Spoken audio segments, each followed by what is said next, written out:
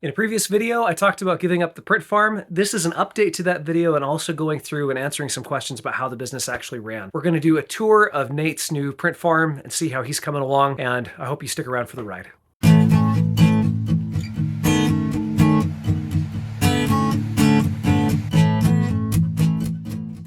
Okay. 4 of them are down, 4 of them are not. This one is my fault, actually. This is an upgraded extruder and hot end, and I flashed it wrong. So I just need to flash it back to OG and then properly flash it for the Spider hot end, and then it should actually be the finest running machine in the And it looks like you've printed parts for these. Yes. So you've got new housings on the Neos, most of the Neos. That one's still got the original. That's awesome. Basically that enables me to upgrade the hot end. The hot end is 5 millimeters shorter than the stock hot end. Okay. And so that obviously screws up your CR touch quite a bit. So if you print out these really simple little brackets, problem solved. The only downside to that, of course, is that this keeps the temperature on the hot end a little more consistent, where now it's so open that the temperature, the ambient temperature drops, your prints are disasters. So interesting. You've got to make sure your ambient temperature is okay. You might want to print like a little housing across the top of that to make it simulate what you get there a little more. Yeah. Did you know how to do any 3D printing? I mean, you're modding these printers. Did you know any 3D printing when you started? Not any at all. So like a month and a half ago, zero printing, and now you're modding printers, repairing printers, and you've used them to pay for all the tools in the basement. Yeah. That is so cool. Just about every waking moment, and I've been doing like 6, maybe even 5 hours of sleep a night. I've spent every waking moment doing Google research on printing. That's so fun. Obviously, that does not make me an expert, but obviously I've been having fun. So I've dug deep into printing. And you didn't have a drill press before, so this one's paid for with the print farm. Business. That's so cool. Yeah. And right now, you're basically throwing everything straight into building the business. So any profit that comes in goes straight into new tools. 100% reinvestment. Cool. We're planning on doing that as long as we can sustain that, basically. You and Mr. Beast, man. Yeah. Yeah, well, that's the idea. It just keeps growing, so we're just going to keep it growing. Wow! This is the P1S. This is Adam and Eve. I love naming the printers. That was my wife's role in the business. Yeah, so my wife has a very different idea about how to name the printers. I've gone biblical. There's Adam and Eve, and then their children. Over here, we've got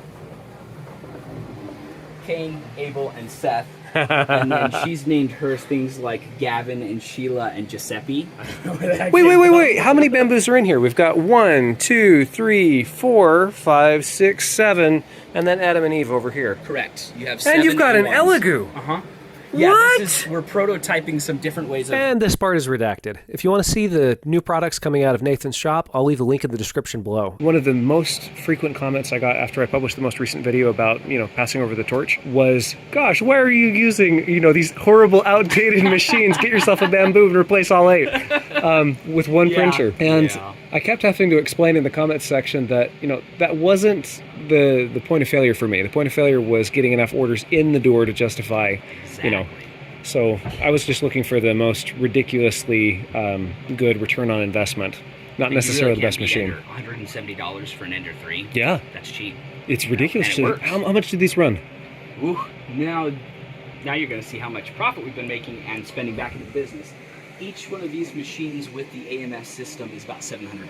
700? What? Only 700? These machines with the AMS is about $1,200. Now, in the comments section, I had a lot of people saying the reason why your 3D print business failed is because you're using outdated printers. I hear what you're saying. I am using outdated printers. The Creality Ender 3 is not state-of-the-art anymore. It's considered very cheap, low-end, and that's why I got it. This printer was never the bottleneck. In a business, you have a lot of moving parts, a lot of points where you could have failure. For example, you've got shipping and receiving, you've got producing the parts, and then you've got getting new customers, you've got new designs and how long that takes you. And so you're only going to be as strong as your weakest link. Now, if my weakest link was production, and I was struggling to produce enough stuff to keep up with demand, then absolutely I should have upgraded the printers to something faster, more reliable, with less downtime. But where I was at, the Enders never hit the upper limit. With one of the Creality Ender 3s, like the one that's sitting here above my left ear, I could make a spinning wheel like this one in about 36 hours of print time. Now, assuming some inefficiencies, let's say that's 2 days of print time. In 2 days of print time, I could sell this thing for $200. It cost me, in terms of parts, about 40. And then if we were counting my time clearing the print beds from the Creality Ender 3s, That will bring it up to about 50. So 50 bucks in, 200 bucks out. $150 in profit. I lose a little bit more in the transaction costs on Etsy, but I'm just willing to eat those because the profit margin to begin with is so good. So in that case, I'm able to pay for a new printer like this one in about 2.5 days of printing time. That is a phenomenal return on investment. And because these printers are so ridiculously cheap, around $200 a piece, I'm in a position where the return on investment is fast and the barrier to entry is low.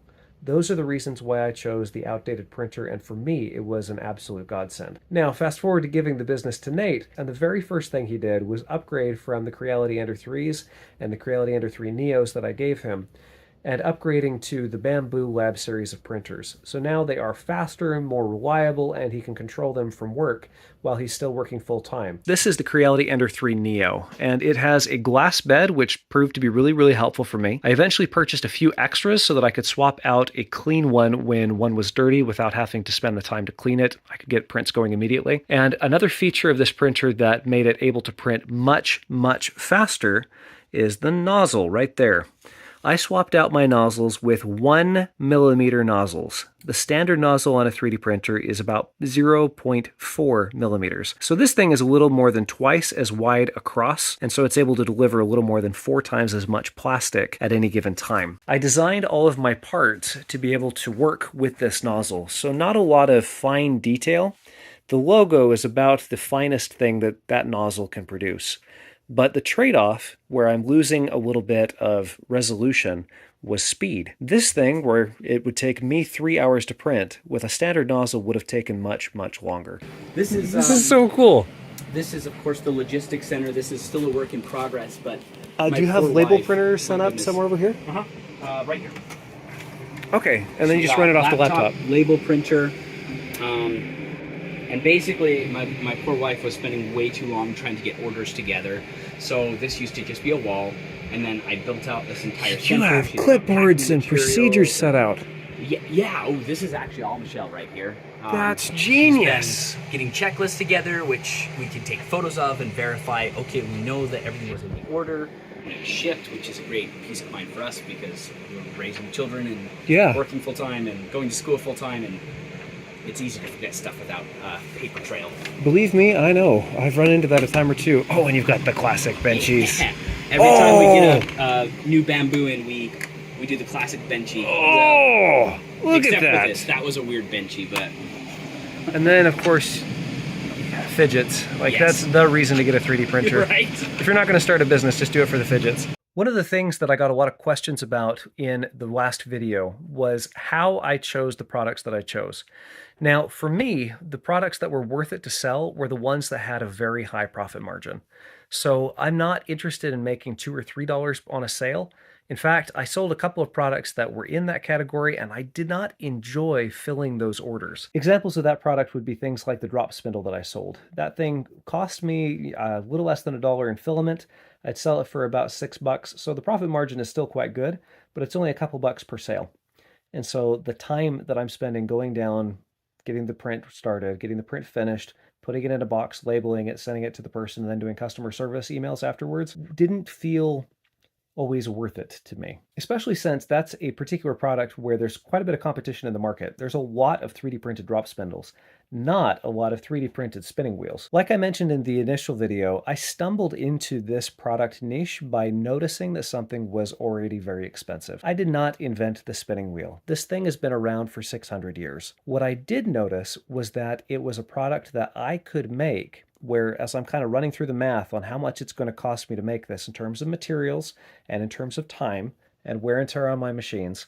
Wear and tear is pretty easy to calculate. You just figure out how many hours the thing's going to run, approximately, lowball the number if you have to, and then divide its cost by that number of hours. You get how much per hour you need to spend on the machine, or add to the cost of whatever you're selling to take into account the cost of the machine. In the case of these printers, it's pennies. That particular printer has been running solid for almost 7 years. In the case of the spinning wheel, the value proposition was pretty obvious. I knew from having looked into buying one that they cost between $400 and $1,200 for a decent spinning wheel. And that's a lot of money for a new hobby. So I decided to make one myself, and that's how I eventually thought, hey, if I'm thinking this, And if people are selling plans for DIY spinning wheels that don't look as good as this one, then I'm pretty sure they'd be willing to spend less than half the cost of a new spinning wheel to get one that is decent, works, is not as fancy, it's not carved wood, it's not an Ashford, but it is able to do the thing. And so that's how I came to my prices. I wanted to be able to give a value proposition where I was selling something significantly cheaper than you could get it otherwise. I wasn't interested in the high part of the market. I wanted the low part of the market. And in order for one of my products to work, it had to feel ridiculously expensive, and I had to be able to beat it by enough that I could have a huge profit margin and give my customer a smoking deal. So for me, that was kind of limiting. I found I was able to do it with the spinning wheel and with the wool combs for sure.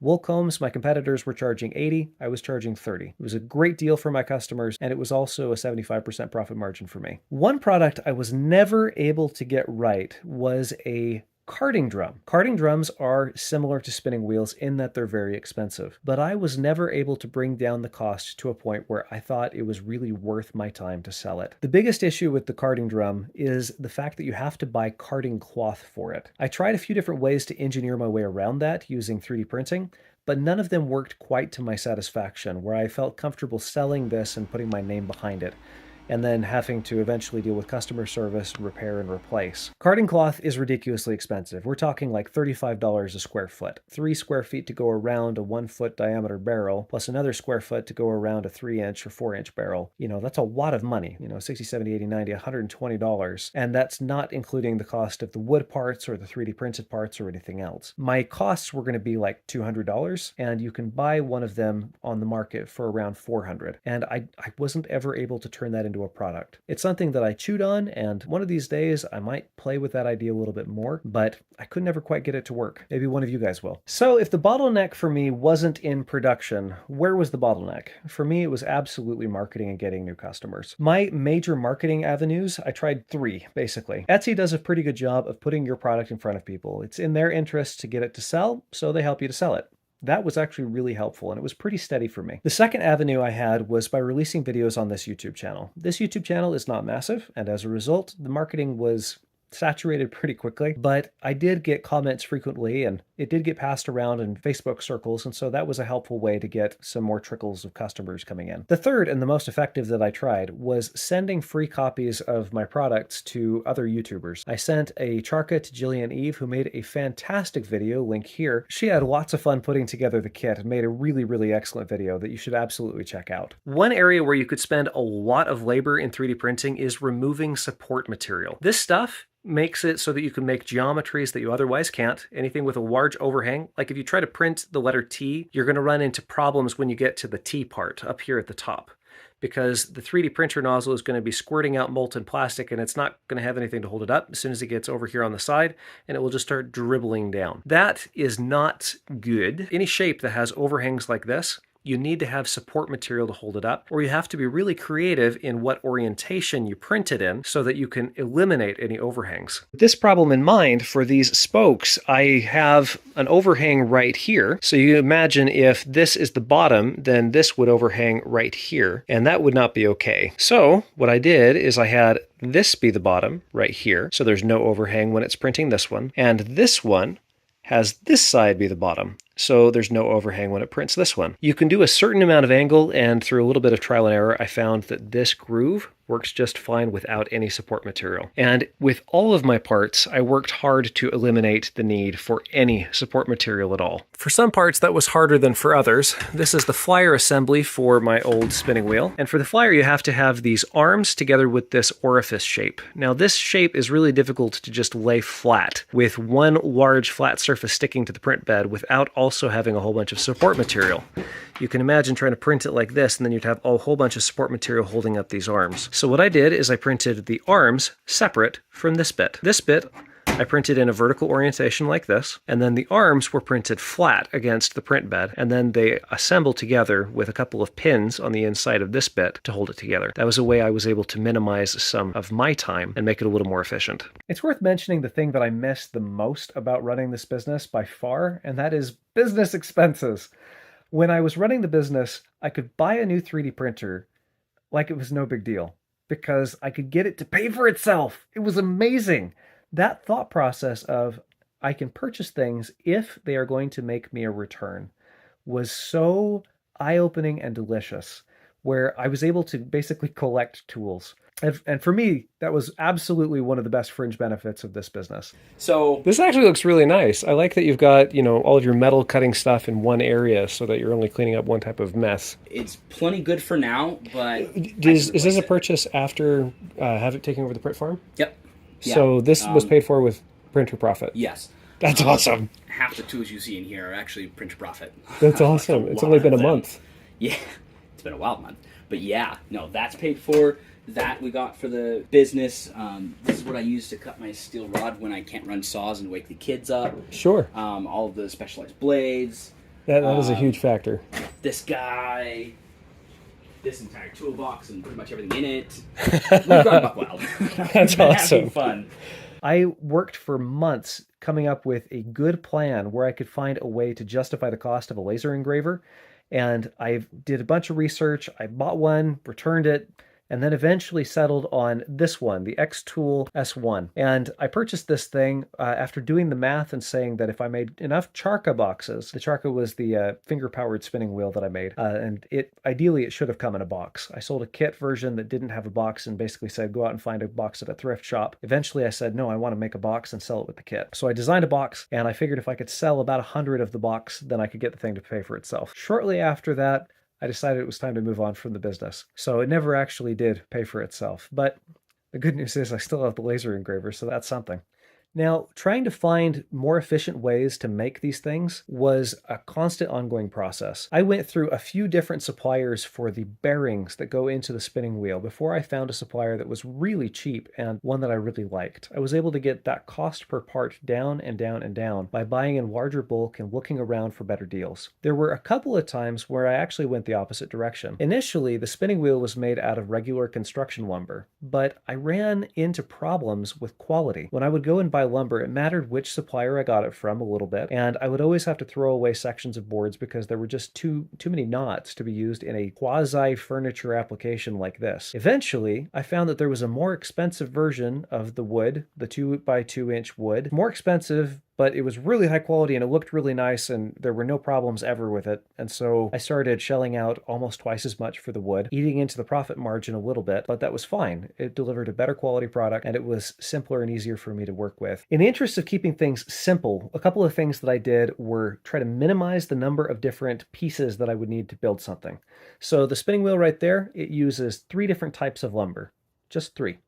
I'm able to cut all the pieces out, and then I only have to think about purchasing 3 individual types of things. The number of types of bolts that go in it is 4. Try to minimize that as well. And that way, the number of bins in my shop, which is limited in size, and I'm limited in mental space, remember, these are one and the same. Another inventory item that I tried to minimize was the number of colors that I kept in stock. I eventually found that I trusted Hatchbox as a brand, and so I was paying $25 a roll for filament. And for me, that was worth it because I knew it was going to work, and it was a nice simple number for my math, and the profit margin was good enough that I didn't feel a need to mess with it. I did start looking for an American supplier because I thought having made in the USA filament would be really cool, but I never actually ended up doing that. I started out with 4 colors and kept it to those 4, just to keep everything simple and easy in terms of my warehousing. And eventually I got confident and raised that to 8. And that's where I left it for the whole time. I did not take custom color requests, even though I was asked frequently if I would offer that. For me, the answer was no. The extra complication was not worth it. Fidgets. Exactly. This bin, is it automatically dropping stuff that it's making? So no, this is actually the poop bucket. That's a lovely thing about the Bamboo series is they make little poops in between cycles. And so you'll see, so you get these little poops, as they're called in the community, and I have great hope that soon I will be able to start recycling that. We've actually been very busy at work. You can see that we're sitting there right between Hatchbox and Bamboo. One of the great things that we've managed to do recently is completely eliminate spool waste. 100% all of it. Plastic free. I stopped counting how many spools I had thrown away because it was super disheartening to go through that much plastic. I'm cleaning up in the shop right now, and I've been cleaning up all these old rolls of filament. And then I decided to do some math to see how many of these things I've actually gone through. Here I've got rows of 7. I've got 4 rows of 7 in each layer, and I've got 5 layers. And if you do the math, that is 140 rolls of filament with, several more on the machines and a couple more in a pile there, and one or two that I threw away earlier. Well, if you take that number and multiply it by the $25 a piece I spent for the filament, you end up with $3,500 worth of filament that I've burned through and made a profit on with this business so far. And that's wild. My punching bag is entirely filled with the desiccant packs from those spools, and it weighs 60 pounds, so that gives an idea. Yeah, no, yeah. And we noticed, and you told me about that. Yeah. We started looking, and what's great is that this spool, I'll show you. They're making a mess. These are reusable spools. So once we purchase the spool, afterwards we just purchase. They're in the garage still. I gotta show you. We've made great strides towards eliminating waste. It's just been something I'm always fascinated about. So this is what we purchase going forward. Just a cardboard roll with a spool on it. And the quality's good? It's phenomenal. How much do they run a spool? So this spool right here cost us about $13. $13? $13. Is that a kilo? Per kilo. That's not funny. I was spending $10 more than that per roll and throwing away.